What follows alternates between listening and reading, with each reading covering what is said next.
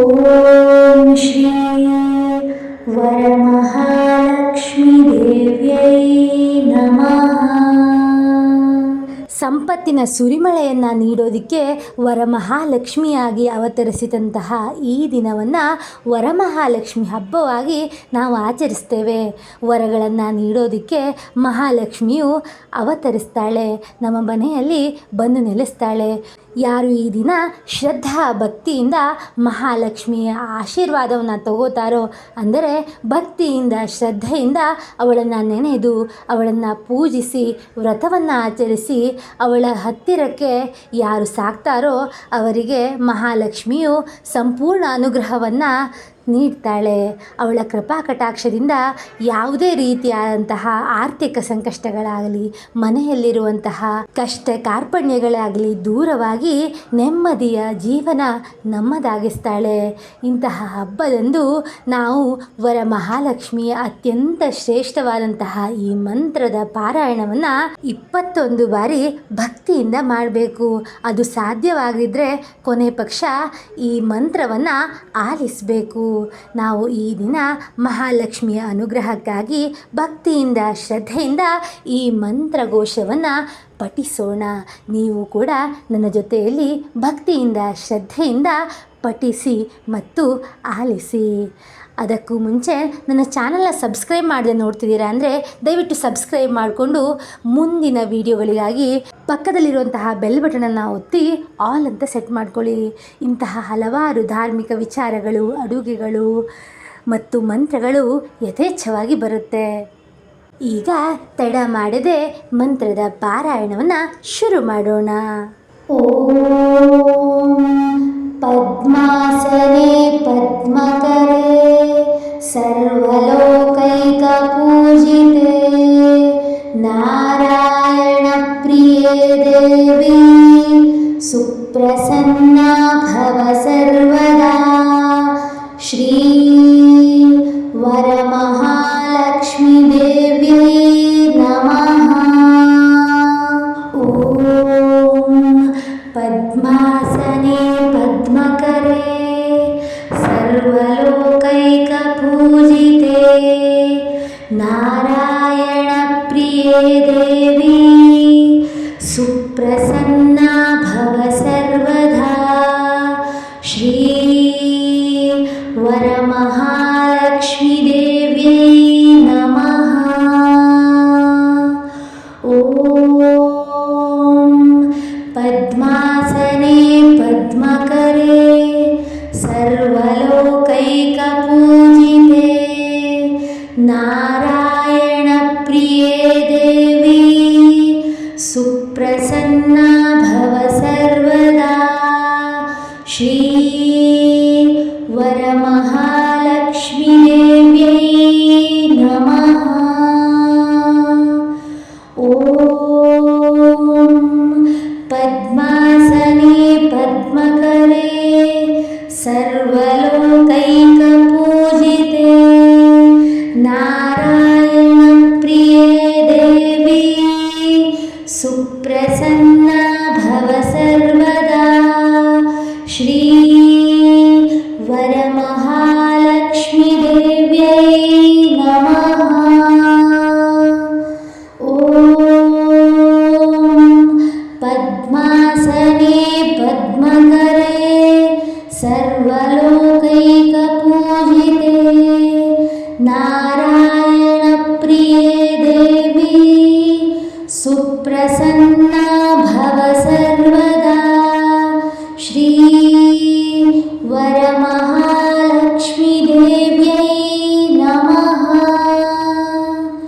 ಓಂ ಪದ್ಮಾಸನೆ ಪದ್ಮಕರೆ ಸರ್ವಲೋಕೈಕ ಪೂಜಿತೆ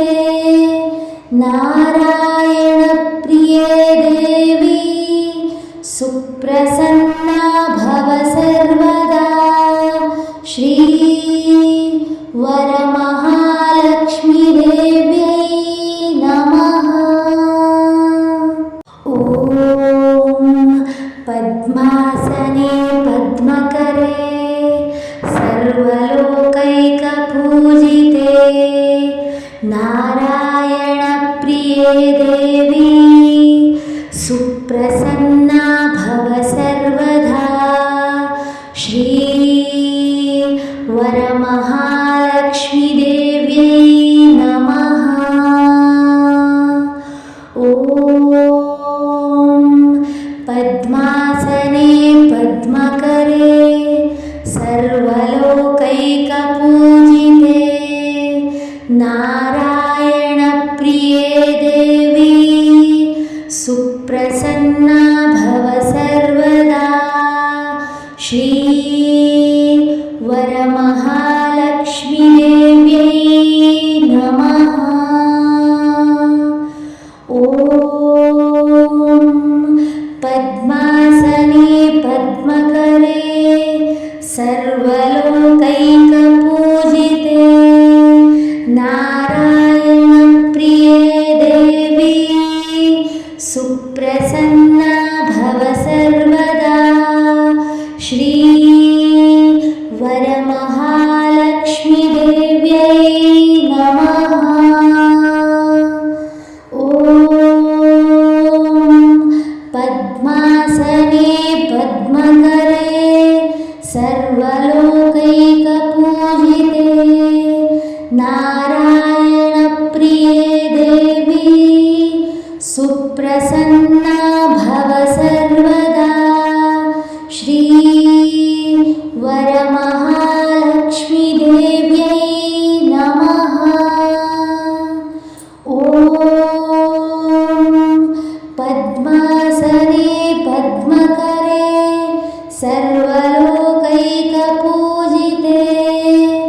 नारायणप्रिये देवी सुप्रसन्ना भव सर्वदा श्री वरमहालक्ष्मी देव्यै नमः। ॐ पद्मासने पद्मकरे सर्वलोकैकपूजिते नारायणप्रिये देवी सुप्रसन्ना भव सर्वदा श्री वरमहालक्ष्मी देव्यै नमः। ॐ पद्मासने पद्मकरे सर्वलोकैकपूजिते नारायणप्रिये देवी सुप्रसन्ना भव सर्वदा श्री वरमहालक्ष्मी देव्यै नमः। ॐ पद्मासने पद्मकरे सर्वलोकैकपूजिते नारायणप्रिये देवी सुप्रसन्ना भव सर्वदा श्री वरमहालक्ष्मी देव्यै नमः। ॐ पद्मासने पद्मकरे सर्वलोकैकपूजिते नारायणप्रिये देवी सुप्रसन्ना भव सर्वदा श्री वरमहालक्ष्मी देव्यै नमः। ॐ पद्मासने पद्मकरे सर्वलोकैकपूजिते नारायणप्रिये देवी सुप्रसन्ना भव सर्वदा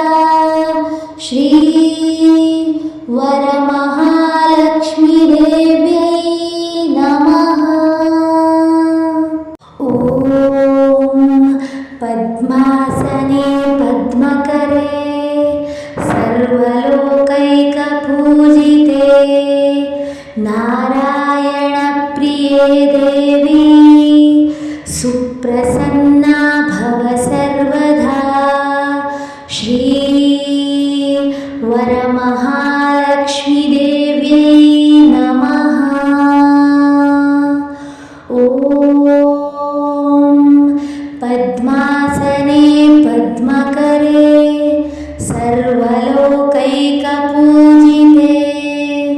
नारायणप्रिये देवी सुप्रसन्ना भव सर्वदा श्री वरमहालक्ष्मीदेव्यै नमः। ॐ पद्मासने पद्मकरे सर्वलोकैकपूजिते नारायणप्रिये देवी सुप्रसन्ना भव सर्वदा श्री वरमहालक्ष्मीदेव्यै नमः। ॐ पद्मासने पद्मकरे सर्वलोकैकपूजिते नारायणप्रिये देवी सुप्रसन्ना भव सर्वदा श्री वरमहालक्ष्मीदेव्यै नमः। ॐ पद्मासने पद्मकरे सर्वलोकैकपूजिते नारायणप्रिये देवी सुप्रसन्ना भव सर्वदा श्री वरमहालक्ष्मीदेव्यै नमः। ॐ पद्मासने पद्मकरे सर्वलोकैकपूजिते नारायणप्रिये देवी सुप्रसन्ना भव सर्वदा श्री वरमहालक्ष्मीदेव्यै नमः। ॐ पद्मासने पद्मकरे सर्वलोकैकपूजिते नारायणप्रिये देवी सुप्रसन्ना भव सर्वदा श्री वरमहालक्ष्मीदेव्यै नमः। ॐ पद्मासने पद्मकरे सर्वलोकैकपूजिते नारायणप्रिये देवी सुप्रसन्ना भव सर्वदा श्री वरमहालक्ष्मीदेव्यै नमः। ॐ पद्मासने पद्मकरे सर्वलोकैकपूजिते नारायणप्रिये देवी सुप्रसन्ना भव सर्वदा श्री वरमहालक्ष्मीदेव्यै नमः। ॐ पद्मासने पद्मकरे सर्वलोकैकपूजिते नारायणप्रिये देवी सुप्रसन्ना भव सर्वदा श्री वरमहालक्ष्मीदेव्यै नमः। ॐ पद्मासने पद्मकरे सर्वलोकैकपूजिते नारायणप्रिये देवी सुप्रसन्ना भव सर्वदा श्री वरमहालक्ष्मीदेव्यै नमः। ॐ पद्मासने पद्मकरे सर्वलोकैकपूजिते नारायणप्रिये